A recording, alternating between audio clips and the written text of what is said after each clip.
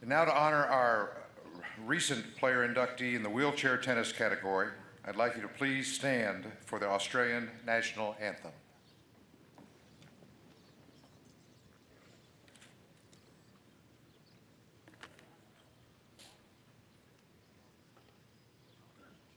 Australians, oh, let us rejoice, for we are young and free. We've golden soil and wealth for toil. Our home is girt by sea.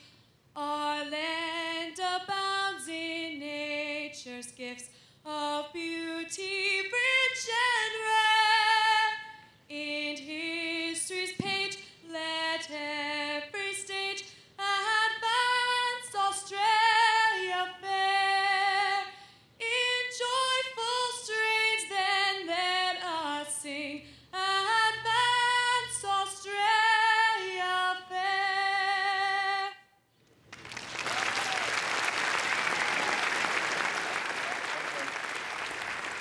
Please be seated. To present David Hall, we're pleased to have with us David's longtime mentor, coach, best friend. Ladies and gentlemen, please welcome Rich Berman.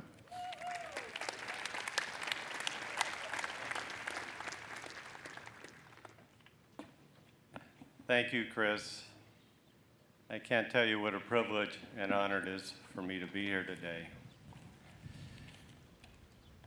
I'd like to thank the Enshrining Nomination Committee, Stan Smith, its chairman, and the other members today for their outstanding contributions to tennis. I meant to say the other inductees. I'm a little nervous. Please excuse me. I want to invite you to go back in time with me. It is 1994, an icy cold, snowy day in Boulder, Colorado. The door slowly opens to my tennis school. It's David Hall barely pushing his wheelchair through the door. He is shaking, his eyes are bloodshot, his face is covered in icicles, and he is visibly exhausted.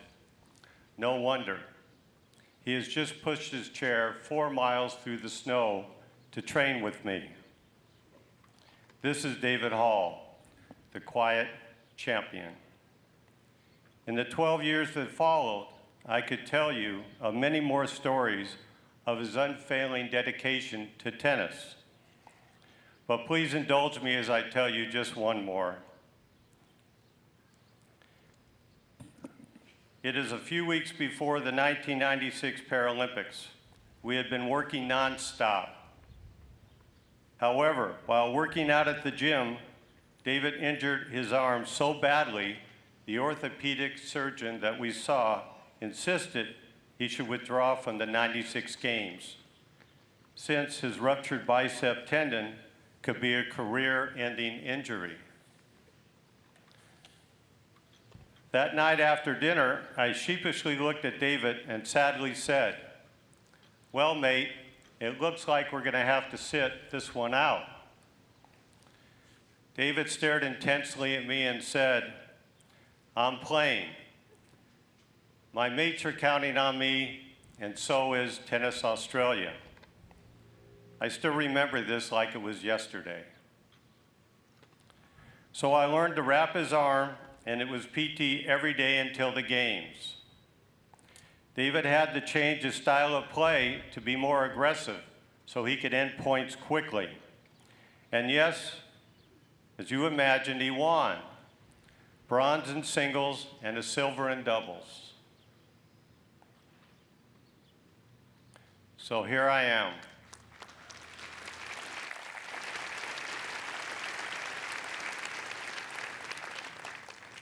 The luckiest of coaches, introducing my friend and hero to you and to the Hall of Fame. Many champions have been here and many more will come, but none with a bigger heart. None who played the game harder. None fairer or more noble. And I have to say that in addition to the 3 times I was told I was a father. This moment is my proudest.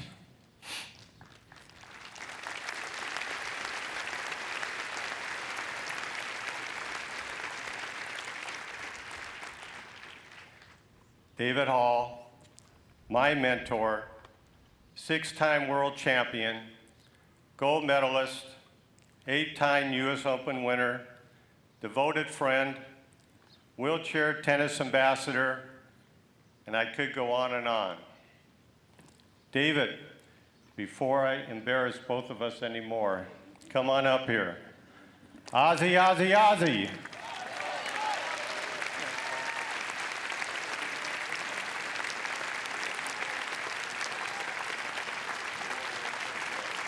Thank you.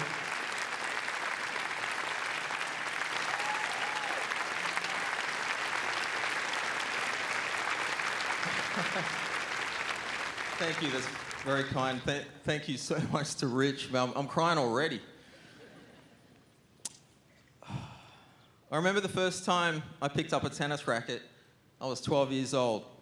Now here I am, 33 years later, and I'm being inducted into the International Tennis Hall of Fame. Could I ever have imagined on that day as a 12-year-old that I would be here today? Honestly, no. In my journey, I've felt so many different emotions. The emotion I feel today is grateful. Grateful that I've been given this incredible honor, and grateful that the people who helped me are here today to share in this moment. My mate Brownie was the first person I ever hit with. He was a fellow sports nut. We were at the tennis courts in Budgewoi, a small coastal town in Australia. The year was 1982, and the big guns at the time were Mats Wilander and Ivan Lendl. They were winning slams. My favourite was Lendl because I liked his topspin backhand, and Brownie was a Mats fan for his hang-in-there mentality and workman-like game. We would run around the courts pretending we were playing Grand Slam finals, copying our heroes. I'd pretend to dry my racket with sawdust, just like Lendl, and Brownie would give me the Vic salute that Mats would do after he won a point. I remember those days like they were yesterday. They were so much fun that nothing outside that tennis court seemed to matter. We were free, laughing and carrying on. And that's where my love of tennis began. I had another beginning of sorts years later as a teenager. I thought the hitchhiking accident, which cost me my legs and almost my life, had robbed me of tennis. But I was wrong. After reading in a local newspaper about Terry Mason, a wheelchair tennis player, I was intrigued and hopeful. If this guy can play tennis from a wheelchair, well then maybe I can too. My first time on court with him seemed more challenging than fun. I was slow and hit the back fence more times than I can count, but it stoked something inside me which would drive me for years to come. Through those early days, after my accident, tennis was like a long-lost friend who would come back to me. Through all the turmoil my life had become, tennis was giving me comfort, something to look forward to. It was opening doors for me I never knew existed. It was sending me places I'd never been and giving me chances to meet people I would never have met. It was creating structure in a world that had none. As the wheelchair tennis tour took off, I knew deep down that I had to ride this wave. I had to at least give myself a chance to see where it could take me. I had to be all in. Tennis was giving me this opportunity, and if I didn't grasp it with everything I had, I didn't want to regret it later on. My first overseas tournament was the Japan Open, a wonderful mix of new experiences and old world charm. I saw the final of that tournament. Randy Snow and Laurent Giamartini were playing at a level that inspired me. The shots, the rallies, the drama, the crowd cheering. I wanted what they had. I wanted to be them. My first US Open at the Racket Club of Irvine, the place where the history of the sport was unfolding before my very eyes. It gave me more inspiration, meeting Brad Parks, the founder of our sport, His words, his encouragement spurred me on. Tennis was giving me dreams that at the time seemed so far away, but yet a remote possibility. The dream to be number one, the dream to win the US Open, and the dream to win a gold medal for Australia. I moved to Boulder, Colorado, and although I didn't know it at the time, it turned out to be the best move I ever made. Maybe it was meant to be.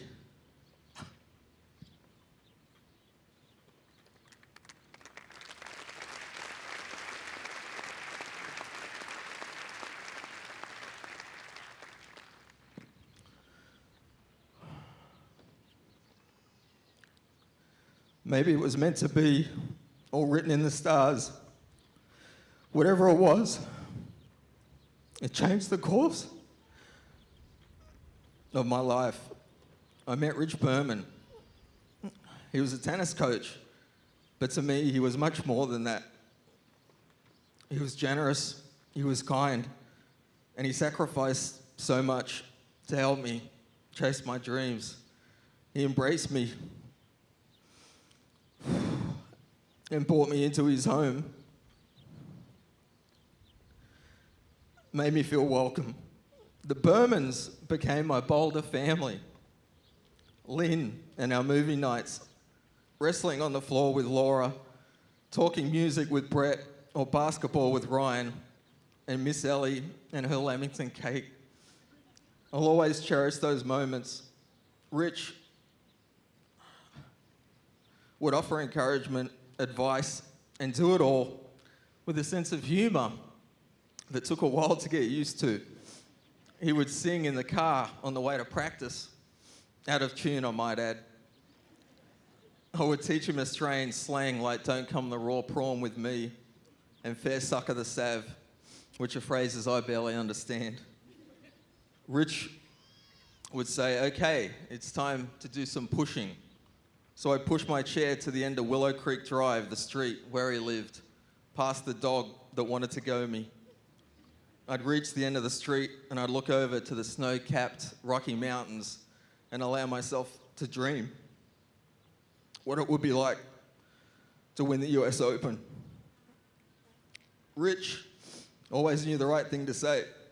As I'm waiting in the change rooms before the gold medal match at the Sydney Paralympics, the biggest match of my life, he said to me, "No matter what happens out there, I'm proud of you."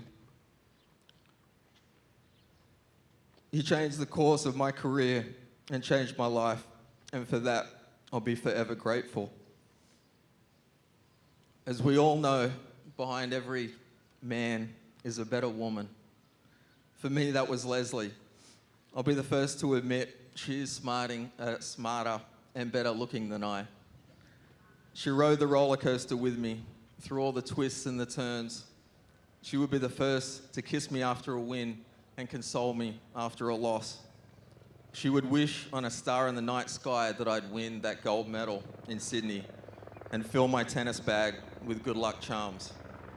I confided in her all my fears and doubts.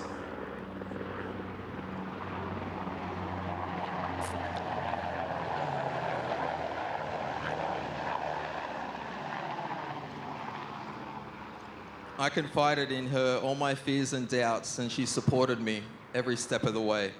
I would not be here without her.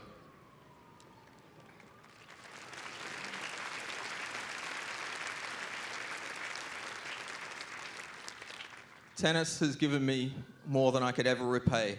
It took me in directions I never imagined. Tea with our Prime Minister, hitting balls with the Prince of Brunei, and meeting movie stars in Monaco. It took me to faraway lands, forging friendships, and experiencing different cultures. It gave me a purpose, a direction. It filled me up when I needed it and rewarded me with great joy when I worked for it. I never dreamed I could be as successful as I was, and when people recite my career stats, I still find it hard to comprehend. I had goals and worked as hard as I could to reach them. I don't think of myself as special or extraordinary. I'm just a kid from Budgewoi who loved to hit balls, that was blessed to be surrounded by great people. Finally, to Mum, Dad, and Kristen, I'm lucky to have you. I love you, and I couldn't have done this without you. Congrats to Emily and Nancy, and thank you to the International Tennis Hall of Fame for this tremendous honor.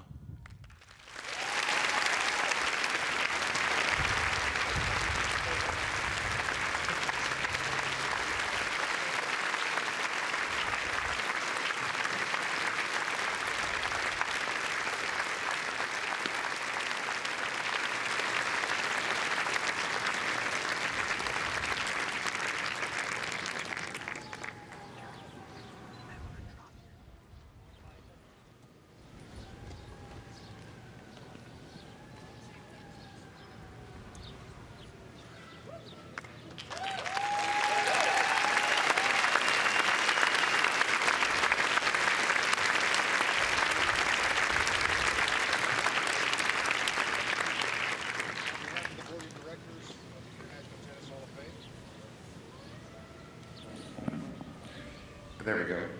David, on behalf of the Board of Directors and the Executive Committee of the International Tennis Hall of Fame, please accept this certificate, which signifies your induction on July 15th, 2015. Congratulations.